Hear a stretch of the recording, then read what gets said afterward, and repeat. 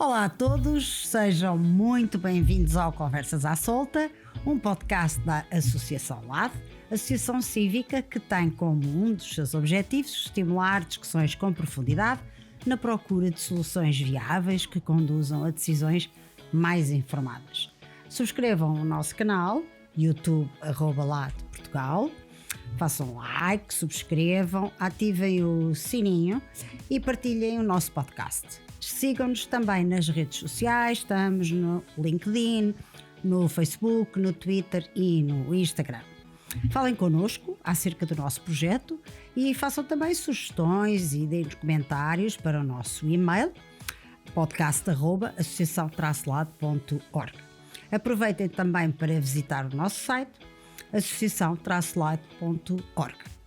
Hoje temos um convidado muito jovem que veio ter connosco da Póvoa do Varzim, militante do PSD, que é o Gaspar Macedo.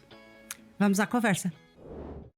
Ora, então, bem-vindo, Gaspar. Obrigado. Bem-vindo aqui a estas bandas. Saíste lá da tua zona de conforto, que é mais ou menos a minha zona de conforto também, que eu sou de Viana. É de Viana? Não sei. Exato, portanto... Não, eu reparei nas toalhas, por acaso. As toalhas da casa de banho.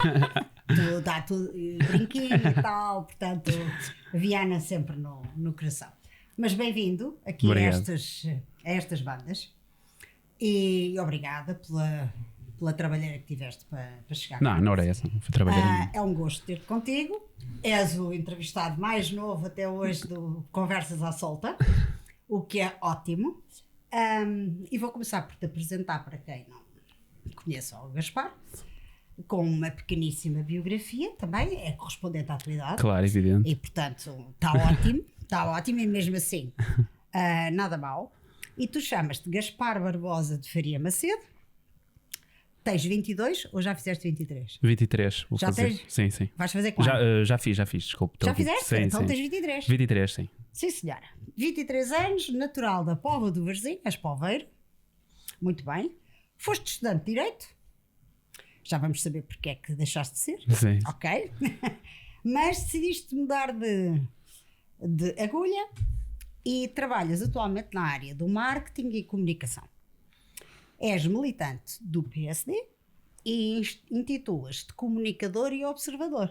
Sim. Está certo? Está certo. Pronto. Sim, senhora. Então, começando pelo princípio, passando pelo pleonasmo, diz-me como é que foi? Nasceste na Póvoa, estudaste na Póvoa, como é que foi a tua infância? Conta-me como é que foi o liceu, essas coisas todas, e não sei o quê, e depois explica-me porquê direito e porquê ter porque saído? não direito. Não, eu sou poveiro. Antes, a minha família tem descendência do Gerês também, mais lá para o norte. Ainda tenho uma bisavó viva que é lá do Gerês, agora até mudou-se para a Póvoa, que já não tem assim idade para estar sozinha. Muito bem.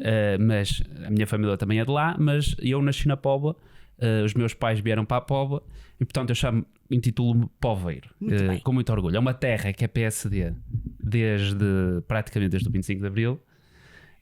Não foi isso que ditou o porquê de eu ser do PSD, por acaso. Eu vou querer saber. Por acaso, não foi isso que ditou, mas é um bom reparo fazer que aquilo é quase. Foi o primeiro mandato, foi CDS e depois até hoje é PSD. A minha infância foi uma infância muito boa, até foi uma infância de privilégio. Sim. De privilégio, não extremo, mas privilégio. Sim, comparado com muita gente. O meu pai e a minha mãe são de classe média baixa, classe média. E portanto tive uma boa infância, eu acredito que sim. Andaste lá na escola? Andei lá nessa de Queiroz, no liceu. Cheguei a ser presidente da Associação de Estudantes. Eu sabia. Para mim vai ser sempre o meu maior orgulho. O teu ativismo tinha começado de certeza na escola. O meu maior orgulho vai ser sempre, eu vou ter 60 anos e vou dizer, eu fui presidente da Associação de Estudantes dessa de Queiroz. Muito bem. E foi difícil conseguir a presidência da Associação de Estudantes? Não é. Ali foi tranquilo. As associações de estudantes têm uma coisa boa e uma coisa má. Se levarmos aquilo a sério, pode ter um poder muito transformador para muitos jovens lá na escola. O problema é que a maior parte das vezes os jovens não levam aquilo muito a sério e nem sequer têm muito noção no que é que se estão a meter, que poderes é que uma associação de estudantes realmente tem. Certo. E então só estão ali por causa das viagens de finalistas e de fazer uns trocos e tudo mais. Certo. E eu, por acaso, no meu caso, eu gosto de achar que tinha um projeto para a escola, isso já foi há 5 anos. Tinha um projeto para a escola e acho que consegui concretizar muita coisa, até para não estarmos a perder muito tempo nisso, mas mas podes perder porque isso também faz parte da tua história. Ainda há 2 anos fui lá fazer uma visita àquela escola. Sim. Noutros contextos, até foi acho que foi em altura de eleições que nós fomos lá visitar a escola e tudo mais. É o normal, né? Exatamente. É preciso correr as capelinhas todas. Claro. E depois nós tivemos a oportunidade de ver o que é que acontece. Na minha escola, no meu tempo, a sala de convívio não era um espaço simpático para os jovens. Não era bom para conviver. Não, exatamente. E nós queríamos fazer algo para mudar aquilo. O problema é que falta dinheiro, e nem está naquela altura especialmente, faltava dinheiro. Nós pusemos-nos ali a pensar e conseguimos arranjar um concurso público que havia na Câmara, que é o orçamento participativo da Câmara Municipal na altura, que eram 30 mil euros. E concorremos. Nunca ninguém se tinha lembrado daquilo. Ganhámos aquilo porque também éramos uma escola, foi só uma questão de organizar bem a malta para ir votar. Exatamente. Ganhámos aquilo e gastámos 30 e tal mil euros em material para a sala de convívio, a fazer projetos, a completar projetos que estavam para ser feitos quase há 10 anos naquela escola. Por exemplo, a questão, havia já há 10 anos que se falava ter uma rádio na escola. Mas não havia meios, não havia equipamento. E nós fizemos isso tudo, despachámos aquilo tudo. Foram 30 mil euros bem gastos. Muito bem. Não tivemos a fartazana dos ajustes diretos, nem nada disso. foi mais controlado. Mas há 2 anos ainda fui lá visitar a escola e ainda estava lá tudo. E o material a ser usado e tudo mais. Era isso que eu ia perguntar, se eles ainda mantêm a rádio. Sim, mantém aquilo. Que é bom para mim de ver. Que realmente valeu a pena fazer, pelo menos nem que fosse com aquilo. Deixaste a obra feita e a obra mantém-se. Claro. E teve uma influência muito grande na forma de eu ver a atividade política hoje em dia, ser presente. Isso é outra das coisas que eu queria ir, mas se calhar, para não entrarmos já na política, a escola correu tudo bem e depois Direito. Direito? Foi... Porque sim. Não foi nada de especial, foi porque... Não foi por uma paixão, foi porque os meus pais também queriam que eu fosse para Direito. Certo. Não fui pressionado, mas notava-se que havia aquela vontade, e como eu sempre tive a coisa da política para muita gente, e depois convenci-me a mim próprio também que o mais normal era tirar Direito e que eu ia ser bom advogado e tudo mais. Certo. O que nem sou, porque em algumas simulações eu tive Direito no 12º ano. Aquela não era lá grande coisa eu. Mas lá fui para Direito. Se quiser conhecer a história, fui à primeira aula de Direito. No Porto. No Porto. E nunca mais meti os pés na universidade. Sério? Sim, não consegui. Mas qual era a aula primeiro? Qual era a cadeira? Nem me lembro. Não devia ser a introdução. Nem me lembro. Era assim uma coisa. Eu lembro-me que fiquei ali a pensar, eu não me estou a ver a fazer isto. Então quer dizer, resolveste logo. Sim, mas atenção, eu tinha um plano alternativo já. Tinhas um plano B. Ou seja, em condições normais, eu se chegasse a ver dos meus pais, que ainda por cima eram eles que estavam a pagar o curso, e dissesse vou desistir logo na primeira aula, eles mandavam-me, não sei se posso dizer palavrões aqui, mandavam-me para o caralho, mas era basicamente. Sim. E eu antes disso já tinha recebido uma proposta de emprego, entre aspas. Não era algo formalizado, nem era algo que ainda pagava muito, mas para um jovem já era pagar imenso. Então aqui em Portugal era uma coisa na área da comunicação. Porquê? Porque eu na altura, há uns bons anos, não havia Twitters, pelo menos não era assim tão popular como é agora. Não havia Twitters, claro. não havia YouTube como havia. O YouTube era para os youtubers, não era para os podcasts, claro, e tudo mais. Claro. E eu ia para o Facebook e escrevia lá algumas coisas que foram ganhando alguma tração e a malta foi gostando. Eu tive algumas pessoas que viam valor naquilo que eu escrevia e decidiram chamar-me para ajudar. E eu lembro-me nessa altura ter completado 18 anos, terem proposto, porque é que não ajudas? Ainda por cima era à distância, podia estar em casa e tudo mais, a fazer as coisas. Ótimo, pois. E eu pensei, tenho aqui para me desenrascar por enquanto, vou desistir. E não desistir, congelei a matrícula. O plano inicial era congelar a matrícula. Certo. Ficar um aninho. Depois lá colaborei com as pessoas em questão, as pessoas gostaram e surgiram oportunidades melhores dentro disso. Dentro da área da comunicação. Sim, sempre. dentro da área da comunicação. Okay. E depois eu decidi nunca mais esta é a área que eu quero, esta é a área que eu gosto. Tanto é que eu estou a trabalhar na área, mas eu ainda não tenho curso. E estás a pensar fazer algum curso de comunicação? Estou, sim, exatamente. A ideia sempre foi, a ideia inicial sempre foi, pelo menos aquilo que eu dizia aos meus pais, para eles não me lixarem muito a cabeça, eu faço isto, ganho um dinheirinho, já posso, depois posso, mas volto para direito. Não vou voltar para direito, eu já disse, já está mais que resolvido.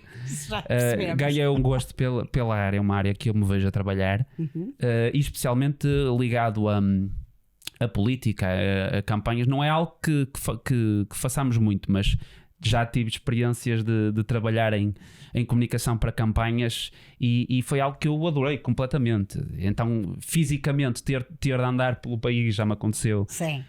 Ter de andar pelo país, ter de estar envolvido na campanha, de ajudar, estar aqui. Eu adoro o ambiente e portanto vejo-me a fazer isso para o resto da minha vida, se for preciso. Então estás a pensar em tirar um curso? Sim, claro. Não, isso tem de ser. Pronto, ok. É aquela chamada ferramenta claro. Que às vezes não é fundamental. Claro. Não é? Às vezes a experiência acaba por ser... Fundamental não é, porque eu tenho o emprego e não tenho o curso. Pronto. Mas lá está. E não é por contactos de pais nem nada. Foi mesmo por mérito meu. Isso eu digo com orgulho porque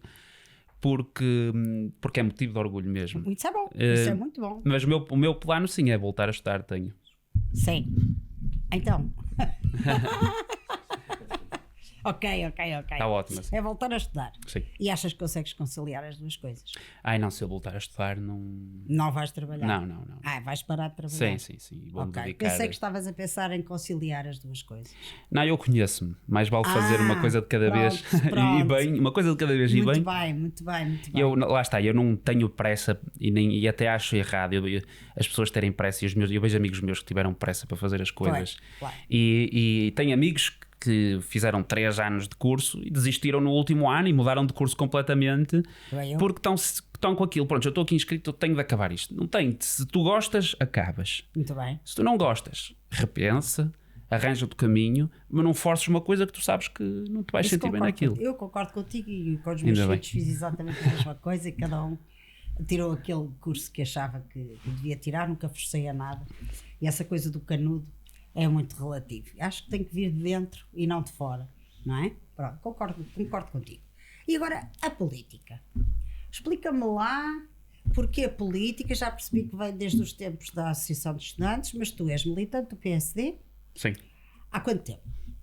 Ora bem, formalmente, porque depois aquilo, há uns bons anos, era uma burocracia desgraçada, em que eu achava que era militante, mas afinal não era. A sério? Sim, burocracias estúpidas, mas depois lá se resolveu o problema, mas participante dentro da vida do partido desde os 15. Desde os 15? Desde os 15. Ok. Foi uns meses depois... começar a ser militante de um partido?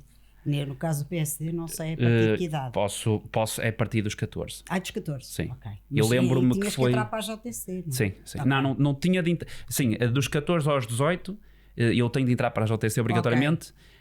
Mas dos 18 para cima eu não preciso ser da JSD, posso ser só do PSD. Mas eu lembro-me que foi uns mesitos depois das eleições de 2015. Sim. Eu não era militante quando aconteceram as eleições, mas foi um bocadito depois, tinha 15 anos. E o que é que aconteceu nessas eleições? Porquê a essa altura? O que é que aconteceu? Qual foi o chip que te levou a não só ir para a política, mas para o PSD? E eu costumo dizer sempre que... Já sabemos que a Câmara é PSD, portanto o ambiente... Sim, mas não era por aí, porque... Pronto, é isso que eu queria saber. Estava, porquê? Sim, não estava muito ligado à vida do município naquela altura. Eu entrei no PSD... Não, se calhar é melhor começar antes. Ganhei o gosto pela política primeiro. Sim. E eu costumo dizer que foi por obrigação. Não foi porque me apeteceu, nem foi por ambição de... Há muita gente que, e eu acho isso completamente errado, que vem para a política e por vocação, e quer fazer disto vocação, e eu entro neste partido e eu tenho de ser deputado, eu tenho de ser vereador, eu tenho de ser presidente de Câmara, e eu acho isso uma forma errada de olhar para a política. E eu comecei a interessar-me por política por obrigação. Porquê? Porque eu tenho um pai que trabalha numa empresa que é da nossa família, uma média empresa, uma fábrica têxtil, ainda por cima de uma área que sofre crises constantemente, Claro. a área do têxtil, e uma mãe que é professora. E na altura da crise de 2011, Sim. eu tinha 11 anos, mas depois dos efeitos que se seguiram, 2012, 2013, eu realmente via o efeito dessa crise nos meus pais e via o meu pai chegar a casa preocupado, via a minha mãe a não ter emprego, a ter de dar explicações em casa. Agora até dá muitos alunos, mas na altura era muito pouca gente, porque as pessoas não tinham dinheiro. Não havia dinheiro. Não tinham dinheiro. E eu via o efeito da crise na vida dos meus pais. E eu comecei a perguntar, vamos lá ver, o que é que se passa? E depois na televisão Sim. ao jantar, a política sempre foi algo periférico por causa disso. E eu comecei a me interessar para perceber porquê e porquê é que o país está assim e quem é que está a fazer algo para mudar, quem é que está a fazer algo para contrariar, quem é que é o responsável, quem é que não é o responsável. E com o tempo fui tirando as minhas ilações e foi algo que foi por aí que eu ganhei o gosto pela política. Depois, E em casa falava-se de política? Não. falava-se de política. Não, via-se e seguia-se muito a política, mas eu não me lembro de ver os meus pais falar de política. Lembro-me da televisão estar sempre ligada no telejornal. Certo. E lembro-me de ver o Passos Coelho com cabelo. Lembro-me de ver ai, como é que ele se chamava? O José Seguro, se não estou em erro. O António José Seguro. António José Seguro. Sim. Lembro-me de ver o António José Seguro, que depois saiu e na altura ainda não estava muito envolvido na política, mas lembro-me disso tudo. De falar, não me lembro, nem sequer fazia ideia se os meus pais eram de direita, se eram de esquerda. Então minha mãe não se falava de política lá em casa, é engraçado. Não se falava. E eu comecei a seguir isso e depois a entrada no PSD vem e eu gosto de achar que sou uma pessoa que não anda e não tenta andar sempre ali pelo... Eu gosto de tomar lados. Certo. O mais fácil na política é não tomar lados. Eu não confio em pessoas que dizem eu nem sou de esquerda, nem sou de direita, eu não sou disto, nem sou daquilo, porque isso é o fácil de se fazer. E então eu olhei para a situação do país, olhei que estava a afetar a vida dos meus pais, a minha vida, olhei para a concreta. Exatamente, e decidi tomar um lado. Quem é que está a fazer e a tentar fazer para... O que é engraçado porque é um bocado contraintuitivo eu ter acabado no PSD, dado que a narrativa naquela altura era de que o Passos Coelho era o super vilão, que estava a tentar lixar a vida a toda a gente. Tu entraste em contraciclo. Sim, exatamente. Assim. E eu comecei a dizer, para lá, ou o homem é maluco, ou então há aqui qualquer coisa que não está a ser explicada. Há uma história mal contada. Exatamente. E depois foi com o tempo. E eu ganhei uma admiração muito grande. Eu costumo dizer, eu entrei na política por causa do Passos Coelho. Que engraçado. E foi um bocado por causa disso, não propriamente porque concordo com tudo o que ele fez, claro. Porque isso também é impensável. Eu nem concordo com tudo o que eu faço, quanto mais tudo o que outra pessoa faz, claro. Mas pela coragem política que teve na altura, que é de admirar. Claro que quando somos novos temos muito aquela visão de que o mundo é feito, é os heróis e os vilões e depois os maus e os bons e tudo mais. E isso naquela altura eu tinha uma opinião do Passos Coelho, que é mais valer pôr um quadro, era Deus e tudo mais. Mas é coisa de ser miúdo. O problema é adultos que ainda pensam assim. Mas ganhei-lhe uma admiração muito grande e aproximei-me do PSD. Eu lembro-me no Facebook, ainda nem sequer escrevia cheio de erros, no Facebook estar ali a defender durante a campanha, não conhecia ninguém do PSD, estar ali a defender durante a campanha, e depois quando ele ganha as eleições e não consegue formar governo, foi aí que eu disse, eu vou entrar, é agora que eu vou entrar, então, especialmente porque não via jovens. O Passos Coelho não conseguiu formar governo. Sim. E foi Costa para lá. Sim. Eu estou no PSD. Engraçado. Desde que eu estou no PSD, que o PSD não ganha uma eleição a não ser na minha terra, que depois, quando eu entrei para o partido, comecei a me envolver mais lá no meu município. Certo. E aliás, ganhei, e não é por ser do meu partido, mas lá está, as pessoas têm todo o direito a achar que eu estou a ser pouco independente, mas aquilo que me salvou a esperança um bocado, especialmente nestes últimos anos em que o PSD não ganha eleições, em que estamos sempre a perder,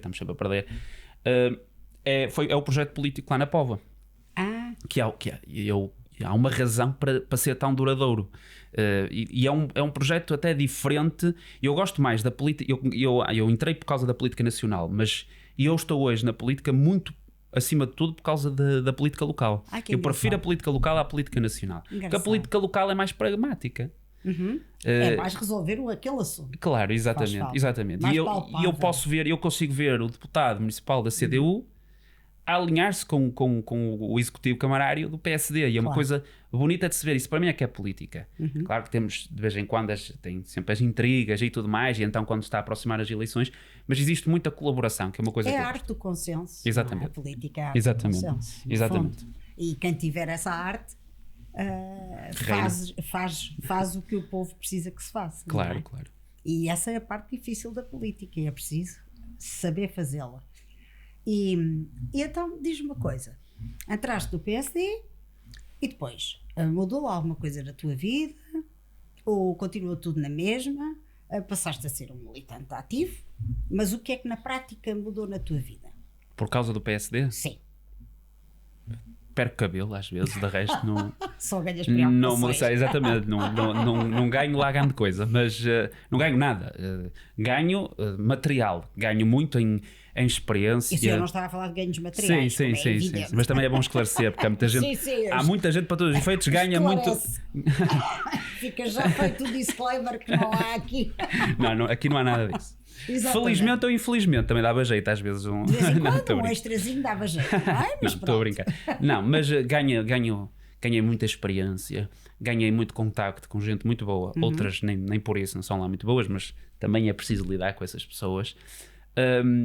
E uma coisa que a política me deu, que é capaz de ser aquilo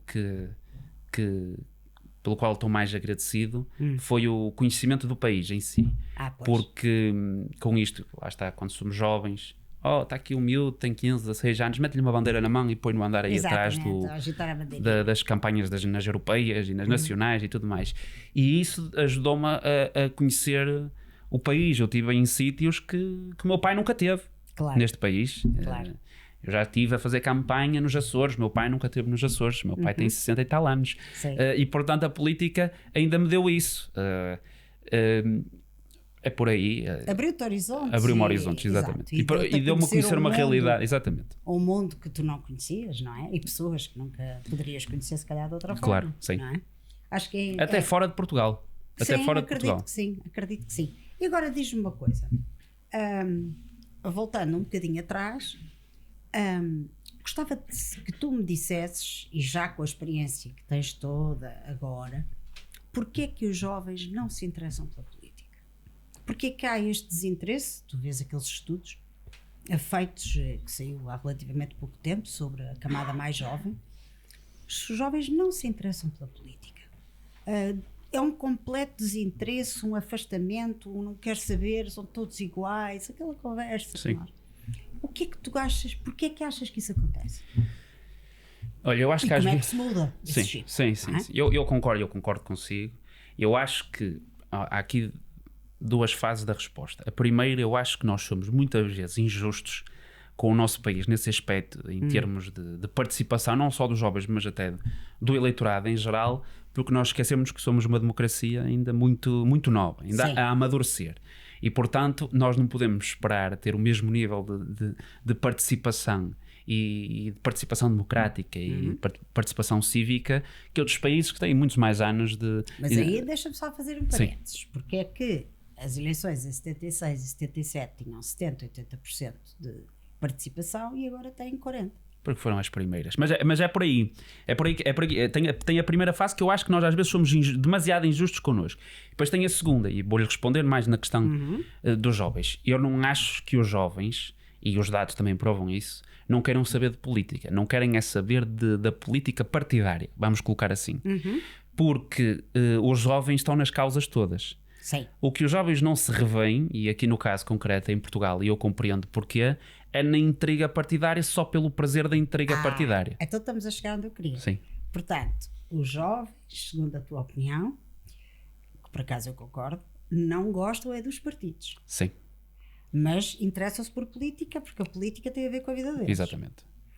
E agora diz-me uma coisa, como é que se concilia isto tudo? O ativismo, isto é, vocês hoje são pessoas de causas. Sim. Lutam por causas e não por caixinhas ideológicas. Tu tens uma causa, isto é a maneira como eu vejo, e se eu estiver errada, corrijo-me. Como é que tu transpões isso depois para a adesão ao voto? Já está, de certa forma, a ser transposto. Infelizmente, um bocado por obrigação, aqui em Portugal, pelo menos segundo os dados das últimas eleições, os jovens votaram mais, por exemplo, nos partidos da direita. A Iniciativa Liberal, por exemplo, foi um partido que tem muita adesão de jovens de jovens. Como é que nós podemos transpor? Eu posso lhe falar da minha casa, que é do PSD. Sim. Eu acho que o PSD distrai-se muito com coisas que não interessam a ninguém, no caso. E se não interessam a ninguém, não interessam especialmente aos jovens. Eu vi agora o meu partido, nestes últimos 2-3 dias, e o líder do PSD e pessoas da direção do PSD a fazerem um grande escândalo porque o António Costa não convidou o Carlos Moedas para o jantar, não sei do quê. Muito bem, sim senhor, é tudo muito giro. Mas se essa é a nossa única plataforma de ação política nos últimos 2-3 dias, alguma coisa está muito mal. E não os podem esperar depois. E quem fala disto fala de outras coisas. Quem fala disto fala sim, nós, por exemplo, temos um governo que está cheio de escândalos. E nós temos de apontar esses escândalos, temos de falar desses escândalos. Mas a nossa ação política não pode ser só isso, não pode ser só apontar o dedo ao governo, que é uma coisa, que é um erro muito grande da atual direção do PSD. E claro que depois os jovens não se revêem nisso, porque não lhes diz nada isso. Tu achas que eles deviam apontar soluções? Claro, e não só, mas não só soluções, devem apontar os problemas, mas problemas das pessoas, não é focarmos-nos apenas na porrada que houve no Ministério das Infraestruturas. Eu falo porque até eu por vezes fico entediado com isso. Pronto, ok, nós sabemos que este governo é um caos, nós sabemos que este governo é mau para o país, mas as pessoas já sabem disso também, eu acredito, até mesmo aquelas que votaram neles sabem disso. E portanto, no caso do PSD, o PSD tem de parar de se desfocar e tem de perceber que não basta dizer às pessoas: votem em nós, porque nós não somos o Partido Socialista e eu não sou o António Costa, que nós vamos merecer o voto das pessoas, porque as pessoas são mais inteligentes que isso, muito mais inteligentes que isso. Então o que é que tu farias? Olha, se tu mandasses? Não, se eu mandasse, eu falo, eu tenho a minha opinião, sei lá se é que está certo ou não. Foi pouco experimentado. Perguntar o que é que tu farias? Sim, lá está. Nós primeiro temos de apontar aqueles que são os problemas concretos dos jovens. E custa-me, o líder do PSD, ter pouco jovem no discurso e pouco dos problemas dos jovens. Nós vivemos num país e se há coisa que eu não suporto que me digam é que os jovens não gostam de trabalhar, que estamos mal habituados e tudo mais, porque nós estamos num país onde mais de 40% dos jovens têm de ter 2 empregos para poder fazer face às despesas. Ou então imigram, exatamente. E portanto, o PSD tem de começar, e o líder do PSD, eu gostava de ter um líder do PSD que falasse mais desses problemas em concreto. E gostava de ter um líder do PSD que, por exemplo, nesta questão dos jovens, que é tão simples, pegasse naquilo que o trabalho político que a JSD tem pronto e que é só agarrar naquilo. Okay. Por exemplo, a questão foi uma coisa, uma jogada política do Partido Socialista que nós deixámos passar ao barato, que foi, tinha sido proposto pela JSD isentar os jovens de pagar uma taxa única de 15% de IRS. Sim, eu lembro disso. E o Partido Socialista chumbou essa medida. E passado um ano voltou a propor a mesma medida como se fosse deles. Eles são os eiros e viseiros a fazer isso. Exatamente. E olha, ainda bem que vai ser implementada, mas o líder do PSD deixou passar isso de barato, como se nada fosse. O trabalho político está ali. Claro. Só há pouca... E isto bem uma questão central do PSD, que eu identifico como o problema do partido, que os líderes do PSD são eleitos com o incentivo de falarem mais para dentro do partido do que para o país. Para o eleitorado. E por isso é que não se traduz em resultados eleitorais também. Foi assim com o Rui Rio. E é assim com o Montenegro, que supostamente era uma ruptura enorme, seria uma ruptura enorme entre as duas lideranças, que para mim cometem praticamente os mesmos erros. Continuam a falar para dentro. Exatamente, continuam a falar para dentro. Porque aqui a preocupação, pelo menos é aquilo que me parece, do atual líder do PSD e das anteriores direções, sempre foi: nós temos de ser reeleitos daqui a 2 anos. Sim. Na liderança do partido. E portanto vamos falar para a bolha, vamos falar para os fãs. Um partido não ganha eleições com fãs, não ganha. pode ter muitos gostos nas redes sociais, pode ter bons resultados até nas europeias, que são eleições para os fãs, mas não ganha eleições, não dá para fazer governo com isso. E portanto é por aí, existe um desfoque muito grande do PSD, do discurso do PSD, que cai na ratoeira de fazer política em torno do Partido Socialista. E isso tem os efeitos que tem. Nota-se, está à vista. Portanto, na tua opinião, sim, segundo, a ver se eu percebi bem, e não deixo de concordar um pouco contigo, é a política do bota abaixo. Exatamente. Portanto, não constrói nada, não há nada de novo, não há, enfim, nada a apresentar, mas vamos deitar abaixo aqueles e dizer que aqueles não prestam. E é exatamente isso. E depois tem o outro problema, ok, vamos botar abaixo. Mas então o que é que fazíamos em alternativa? Ora bem. E existe uma dificuldade crónica da atual liderança do PSD, e claro que também o Partido Socialista, mas eu estou aqui a falar da minha casa, que é o que nós temos de fazer. Na casa dos outros é muito fácil de se falar. É muito fácil. Existe uma dificuldade crónica em tomar posições, e anda-se ali num discurso muito dúbio. E eu vou-lhe dar um exemplo muito concreto. Dizemos sempre, e bem, que um dos problemas deste país atualmente é a falta de ambição. Existe falta de ambição. Verdade. Por exemplo, temos quem queira investir 4 mil milhões de euros, criar 5 mil postos de trabalho na construção de uma offshore eólica na nossa zona económica exclusiva. E esse investimento é bem-vindo. Só que eu sei, por contacto direto, que há municípios, incluindo alguns do PSD, mas o PSD todo desses municípios, mesmo não sendo poder, que se estão a começar a preparar para se opor a esse projeto. Porquê? Por diferentes interesses. Isso depois... Ou será só para serem de contra? Tem alguns que é o caso. Ok. Mas há outros por outras razões. Isto pode ser impopular de se dizer. Se o nosso país sempre foi forte em pesca, pelo menos a pesca como está agora não traz grande valor ao país, e não é este o caminho que o país tem de seguir. E, por exemplo, há certas comunidades há certos municípios em que as comunidades pescatórias opõem-se à construção dessa offshore, porque essa offshore requer que exista uma distância que porque depois as espécies não se conseguem apanhar ali. Não é? Exatamente. E eu acho isso um erro enorme, porque é um bocado a história deste país nos últimos anos. Estoura-se qualquer projeto ambicioso e que crie riqueza ao país com pequenas burocracias e um agarrar ao passado, e o passado não vai voltar. E é isso um bocado que me chateia. E portanto, aqui é um pequeno exemplo daquilo. Temos um projeto de 4 mil milhões de euros, 5 mil postos de trabalho de qualidade, e estamos a tentar atrasar esse projeto. Estamos a tentar bloquear o projeto. Com miudezas. Exatamente, e com coisas pequenas. Miudezas, não é? E é um bocado o exemplo disso. É preciso tomar posições. Não é um bocadinho aquela visão paroquial?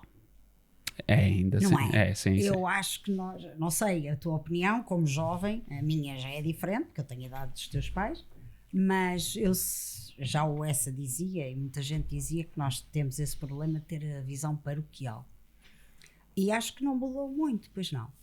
Não, acho que não. Então, especialmente nos últimos anos, em que a economia basicamente estagnou, nos últimos 20, o incentivo para sair daquilo que somos agora é muito pouco. As pessoas estão muito investidas na atual realidade. As pessoas sabem, e toda a gente sabe, acho que pouca gente dirá ao contrário, as pessoas sabem muito bem que o país como está mal. Certo. O caminho que estamos a seguir está mal. Só que as pessoas estão tão investidas nessa realidade, criaram família, têm trabalho nessa realidade, têm projetos nessa realidade, que têm medo de pensar acima disso, pensar além disso. Mudar, exatamente. É o medo da mudança. O povo português tem muito medo de mudar. Estou sempre a dizer isto e repito sempre, tem muito medo de mudar. Mas isso é também por incentivo do próprio Estado. Quando nós temos, eu por exemplo, há uns tempos até fui mal interpretado aproveita para esclarecer. Sim, na minha única, que há registro, se calhar vai ser mesmo a única visita à televisão portuguesa. Que eu gostei imenso, diga-se. Lembro-me muito bem.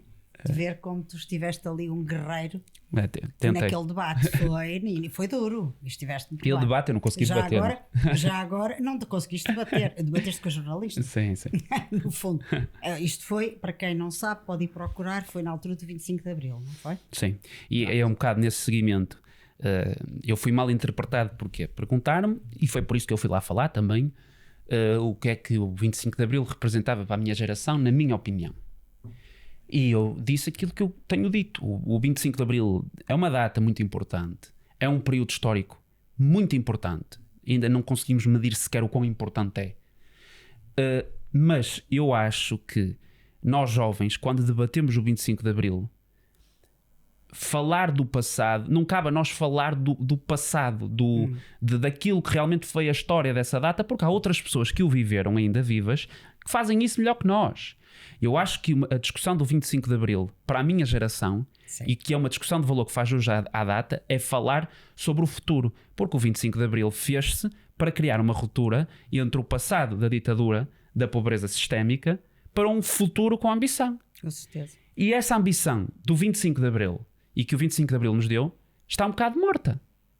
Especialmente nos últimos 20 anos. Nós tivemos um período de 70, de 80, de 90, em que olhámos para os números e é inegável aquilo que o 25 de Abril fez pelas pessoas, concretamente pela vida das pessoas, a quantidade de pessoas que se ergueu da pobreza.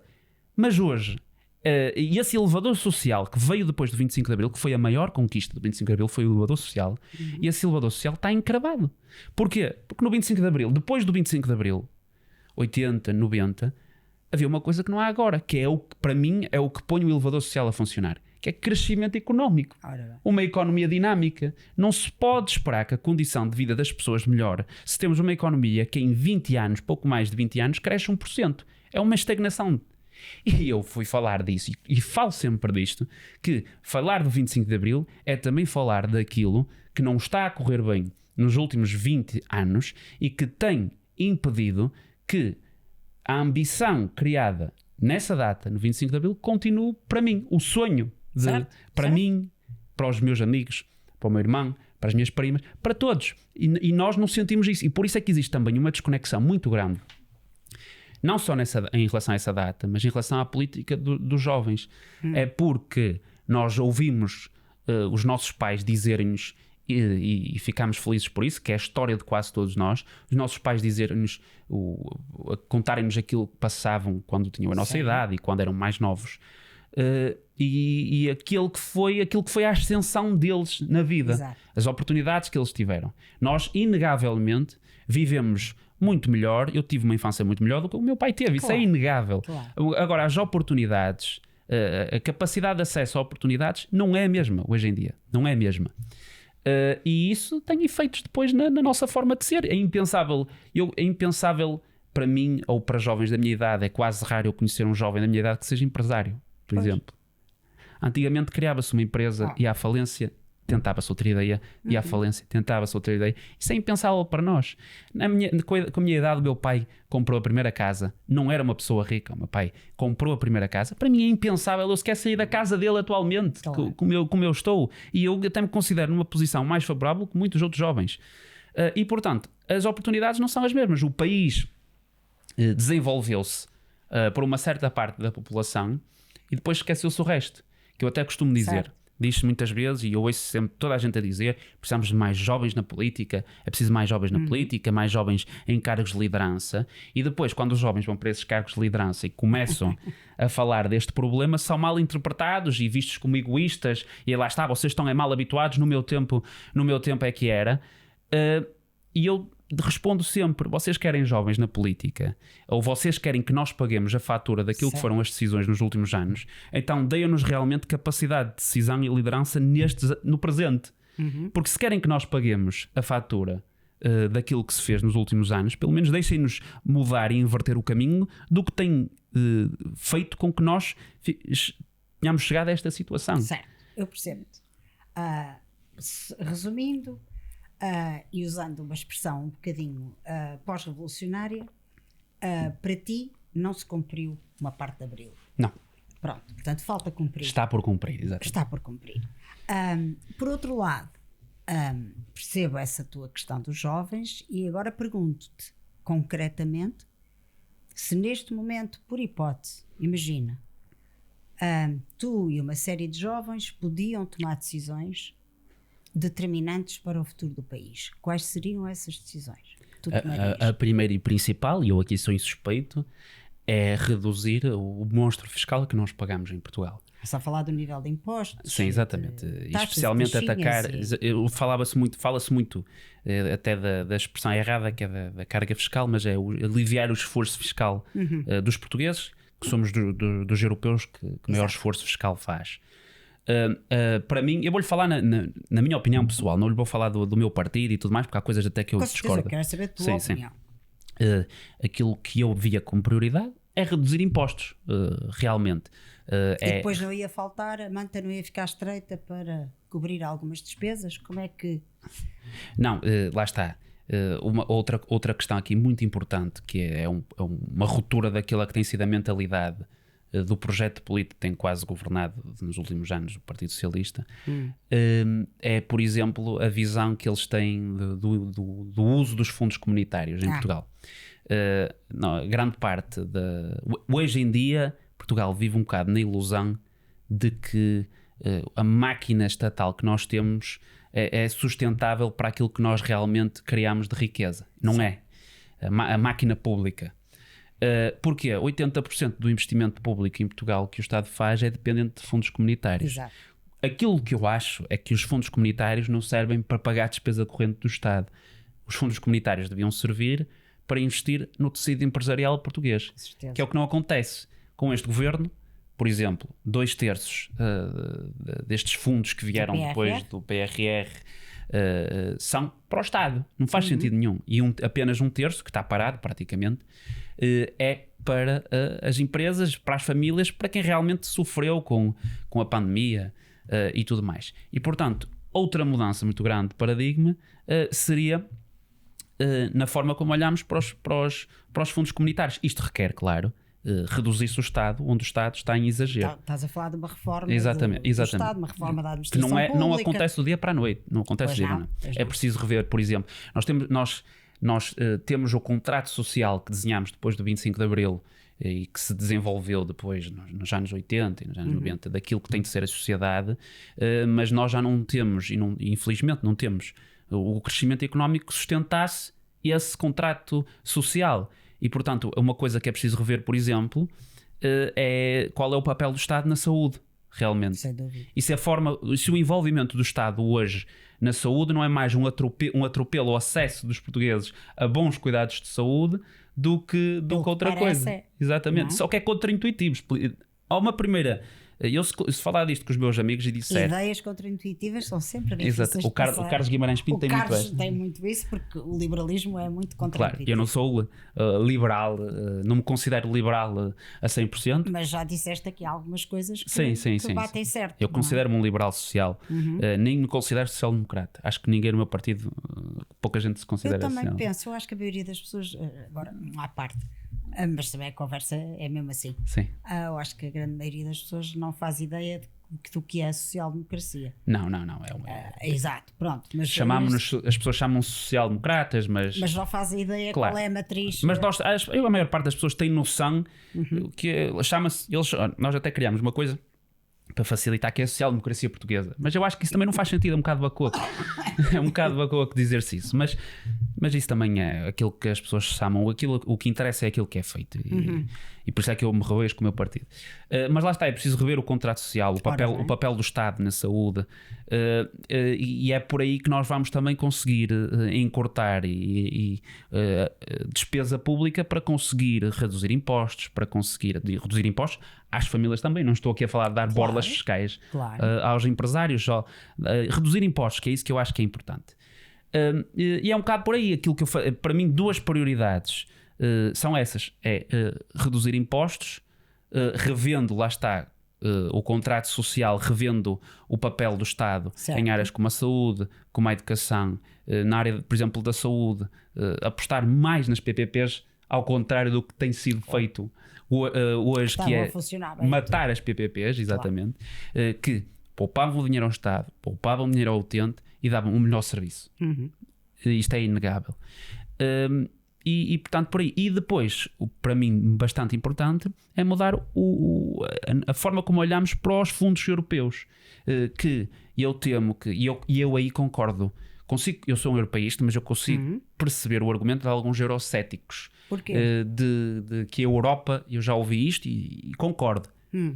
Não acho que sair da União Europeia seja a solução de longe, mas o argumento de que a Europa pode estar a adormecer Portugal é um bom argumento, no sentido em que nós temos esta enorme quantidade de dinheiro, felizmente, a chegar-nos aos cofres públicos, mas lá está, se nós tivermos políticos pouco ambiciosos e depois também por falta de transparência e de saber dos portugueses de para onde é que vai esse dinheiro, para que é que serve esse dinheiro, e esse dinheiro acaba por ser usado para cumprir despesa corrente do Estado, em vez de ser usado para renovar o tecido empresarial, para investir nas infraestruturas. E como é que explicas isso ao eleitor? Como é que se explica isto? Ora bem, tu que és de comunicação? Sim, eu acho que nem se tenta explicar, ponto. Pois. Nem se tenta. As pessoas não têm noção nenhuma de que isso se passa. Eu acho que, e é por isso que eu continuo... Nem sequer dos bilhões que chegam todos os dias. Sim. Porque é uma torneira aberta brutal. As pessoas sabem, as pessoas quando se fala em fundos europeus, geralmente têm, pessoas da idade do meu pai e tudo mais, têm uma visão daquilo que foram os fundos europeus no tempo do Cavaco e tudo mais, porque teve uma presença física realmente na vida das pessoas, nas infraestruturas. E notou-se. Exatamente. Hoje o país está alicerçado em infraestruturas desse tempo. Infelizmente. Não tenhas dúvidas. Infelizmente. As pessoas hoje veem e sabem dos milhões que estão a chegar a mas Portugal, não os veem. mas não os veem, exatamente. Porque eles, a maior parte das vezes, não são executados. Eu costumo dizer que o líder da oposição, que é o líder do PSD, devia-se virar para os portugueses e dizer assim: nós somos oposição a papel, porque este governo o que faz é vem para a televisão, vem para as conferências de imprensa e diz: nós vamos fazer 100 milhões de euros para esta área. Nós vamos meter 200 milhões de euros na saúde. Nós vamos meter 300 milhões na educação. Mas depois não saem do papel, não são executados. Eu gosto de dizer sempre, um político devia ser avaliado por aquilo que faz e não por aquilo que diz. Pois. Porque dizer é muito fácil. É muito fácil, e foi muito fácil para António Costa em 2015, quando precisava de ser eleito, dizer: eu vou ser eleito e logo a seguir vou começar a renovar imóveis do Estado, 7.500, e vou metê-los disponíveis a custo controlado para as famílias. Quantos fez? Quantos? Zero. E isso tem um efeito até na própria credibilidade das instituições. Há gente que me leva a mal quando eu digo que perigo para a democracia tem sido a forma como este governo tem lidado com os portugueses. Do género de, lá está, dar o sinal, nós vamos fazer isto, e depois o isto não acontece. Mas nunca sequer se aborda que o isto não aconteceu. E depois também ninguém fala do assunto. Claro, exatamente.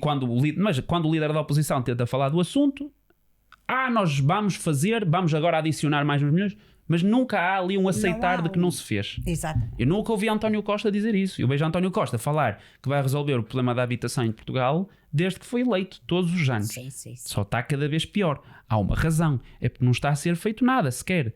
Que é uma coisa muito dele, é não fazer nada. Mas diz sempre que está a fazer eu tenho uma simpatia muito grande, embora eu discorde ideologicamente com o Pedro Nuno Santos, porque num país onde ninguém decide nada, ele pelo menos tentou decidir alguma coisa, nem que, quanto mais não fosse a rebelia. Já estás como um convidado que eu cá tive, aliás já foram dois, o David já se está a rir.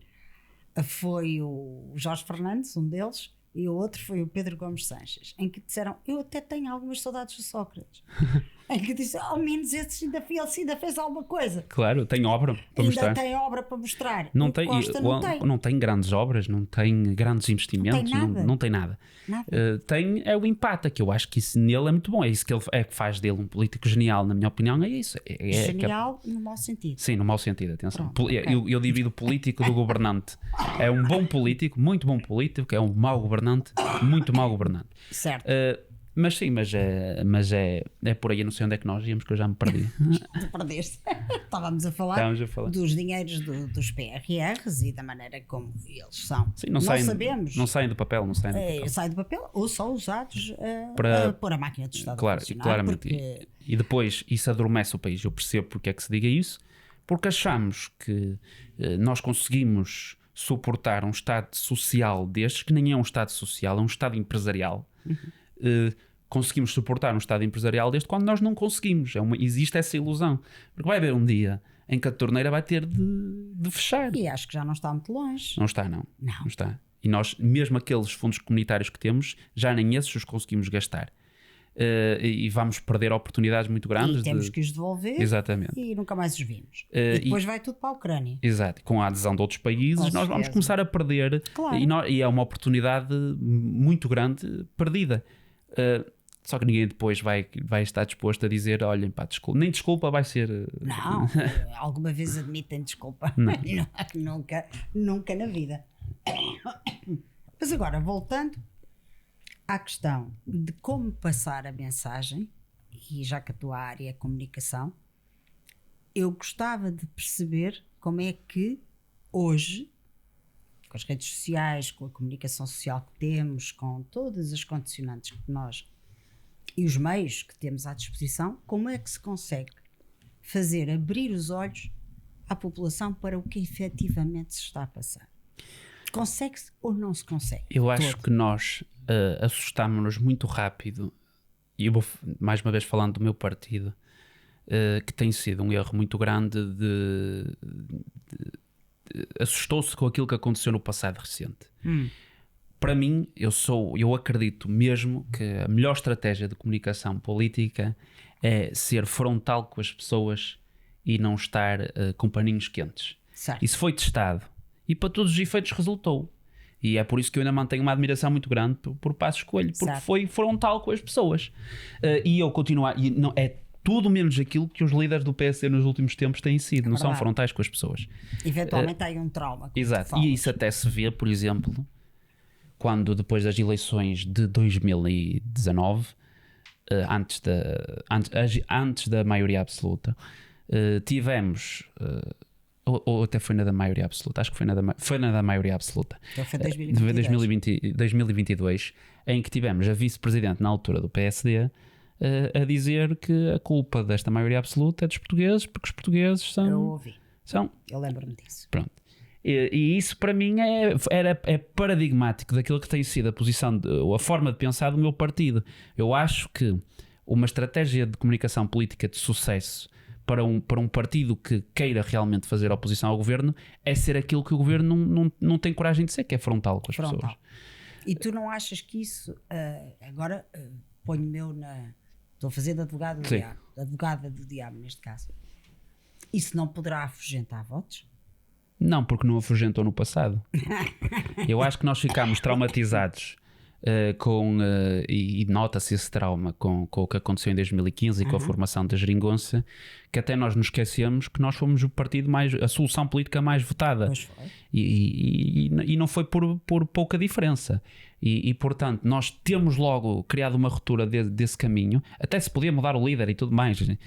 Até eu vi o argumento para a saída de Passos Coelho, depois das autárquicas e tudo mais. Mas mudar-se por completo o discurso, a frontalidade, que era isso que nos separava, a responsabilidade, foi um erro muito grande.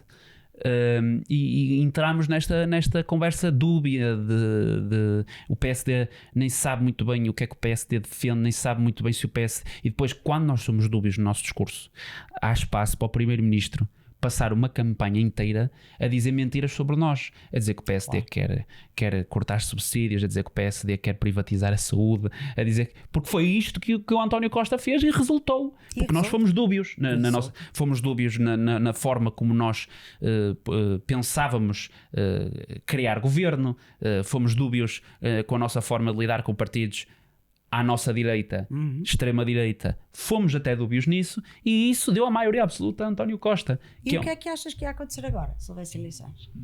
Agora? mas com líderes como estão agora, Sim, António Costa exatamente, candidato, sim. Montenegro candidato. Eu, infelizmente, como estão as coisas agora, se houvesse eleições, o PS ganhava por pouco, mas ganhava.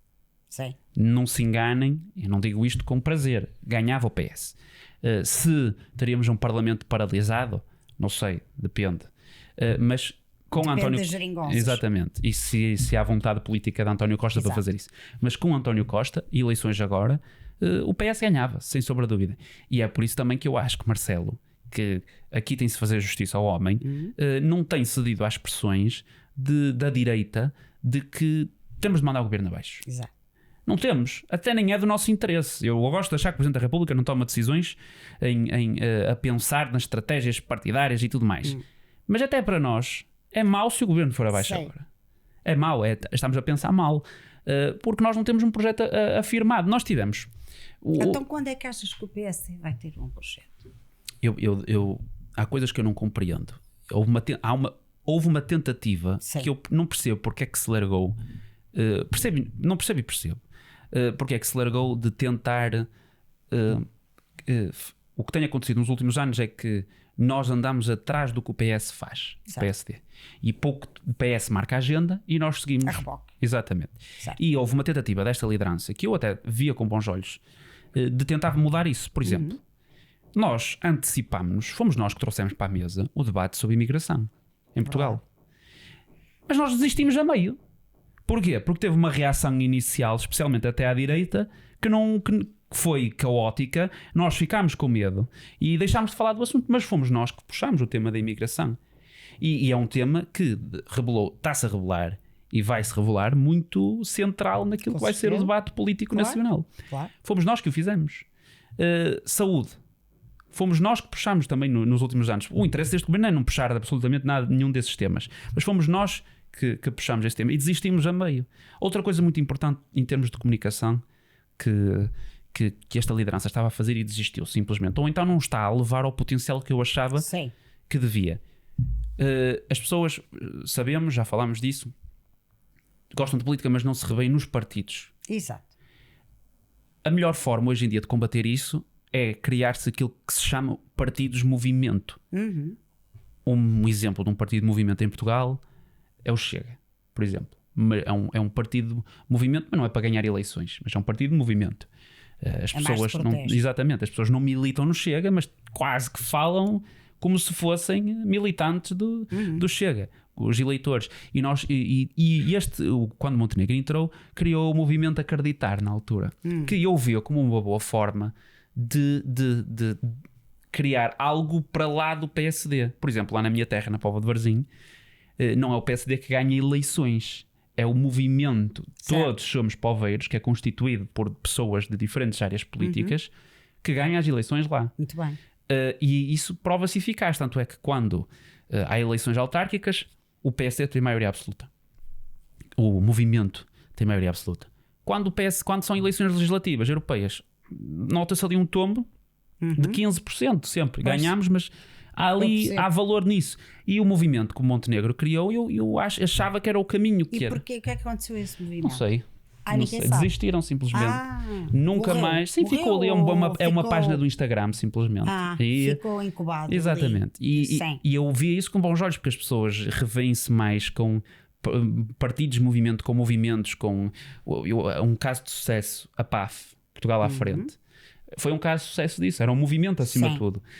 E isso distancia a imagem dos partidos que são mal vistos, basta estar lá o símbolo, são mal vistos, e as pessoas deixam-se focar nisso. As pessoas acham que aquilo não é um partido e passam a olhar aquilo como algo. É mais do que isso. Mais abrangente. Afastam-se, é um preconceito que existe. E as pessoas, não tendo essa carga partidária tão grande, focam-se mais nas ideias, focam-se mais nas pessoas, que é o que é a política. E no fundo é quase como se fosse um partido de causas. Exatamente. O pior, existe muito voto ainda por falta de maturidade política em Portugal, que é o voto preconceito. E isso traduz-se ou o preconceito contra outros partidos, e eu nem sequer a pessoa pensa, eu nem sequer me considero essa opção. Ou o preconceito de eu só voto no meu partido que eu sempre votei. É o voto por preconceito, eu chamo-lhe assim. E removendo e levando para lá disso, eu acho que é uma forma eficaz de conquistar eleitores. Especialmente esse tipo de eleitores que são eleitores de centro, principalmente.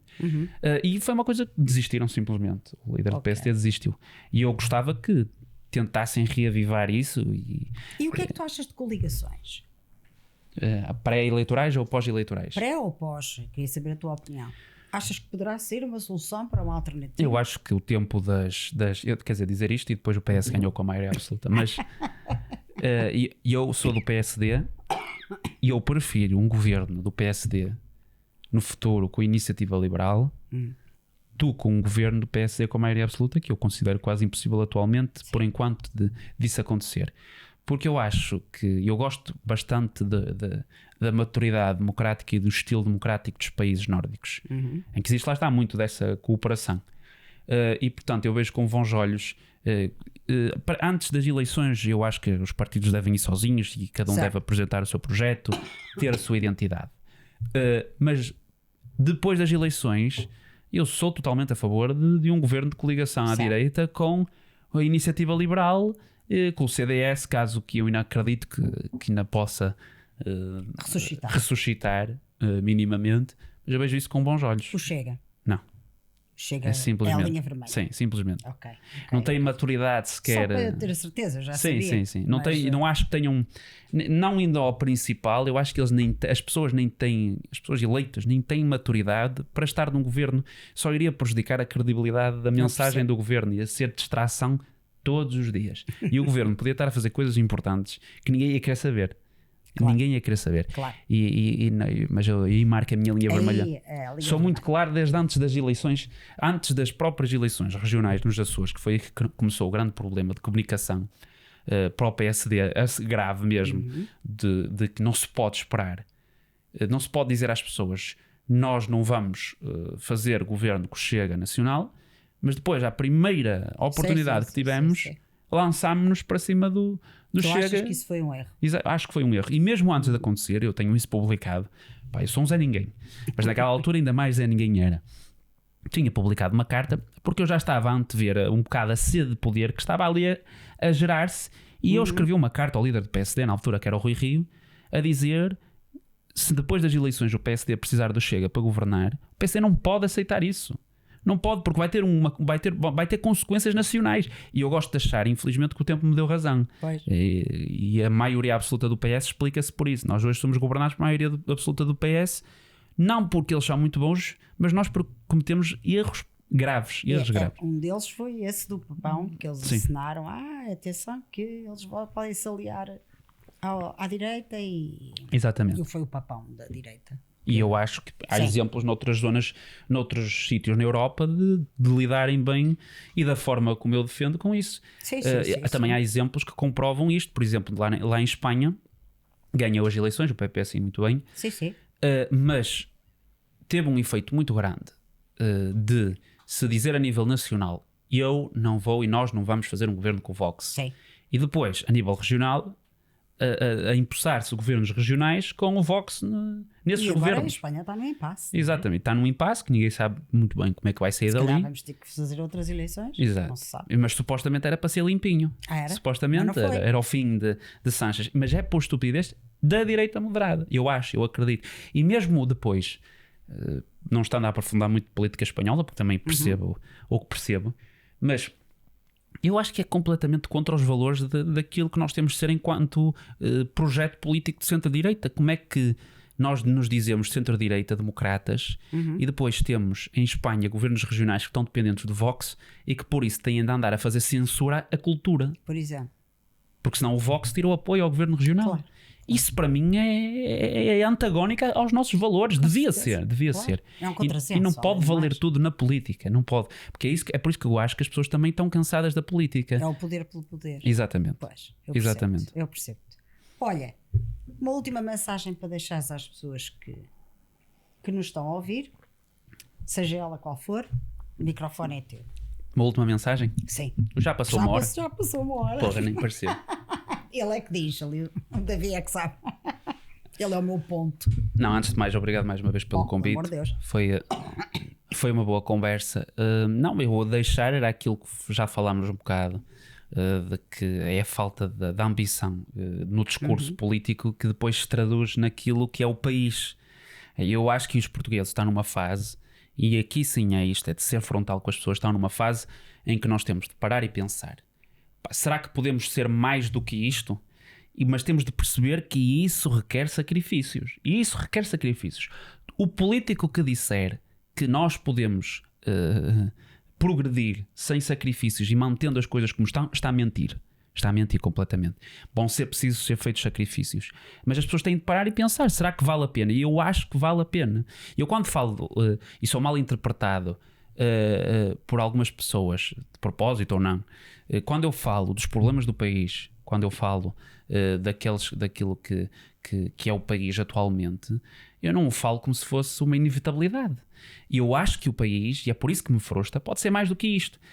E o que me faz confusão, deixa-me frustrado mesmo, é que nós várias e várias vezes provamos que somos capazes de fazer coisas incríveis, mesmo que em cima do joelho.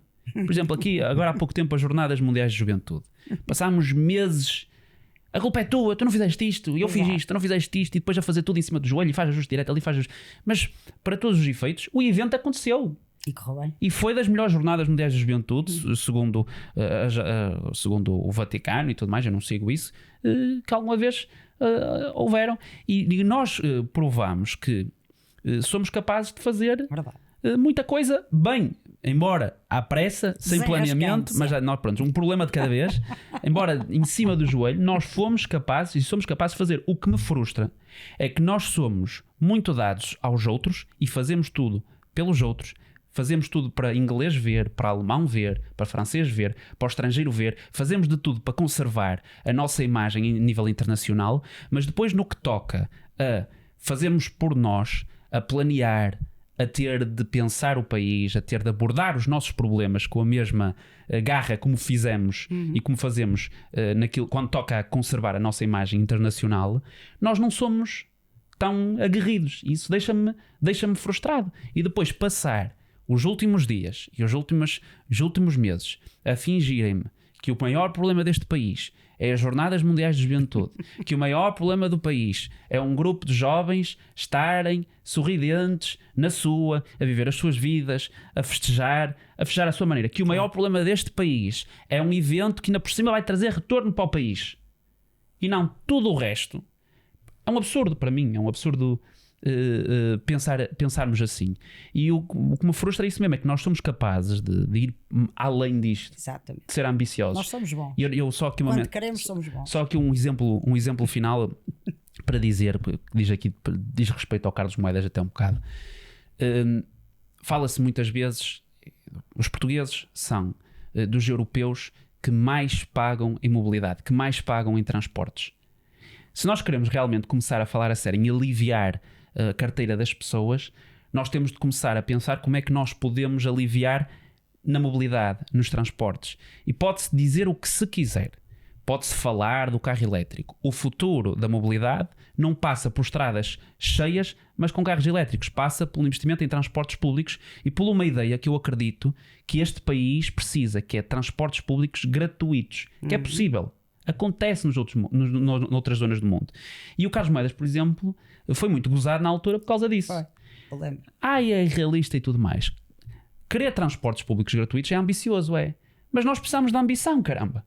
Se nós vamos fazer política, se nós vamos caminhar para o futuro sem ambição, mais vale fechar as portas do país. É verdade. E, portanto, por exemplo, uma questão que pode ter um efeito muito grande, não só em termos ambiental, mas em termos de financeiros na vida das pessoas, que é o investimento em transportes públicos e tornar esses transportes públicos tendencialmente gratuitos, até um dia serem gratuitos, é possível. E tem de acontecer. É uma ambição? Sim. É demasiado ambicioso? Não. Basta nós estarmos focados nisso. E é um exemplo disso. A minha mensagem final é esta. Nós, e para os políticos, não sei se tiver a sorte. Não faço ideia. Se acontecer por acaso. Ter um discurso mais ambicioso para o país e não nos fecharmos tanto na burocracia que depois dizemos que queremos combater.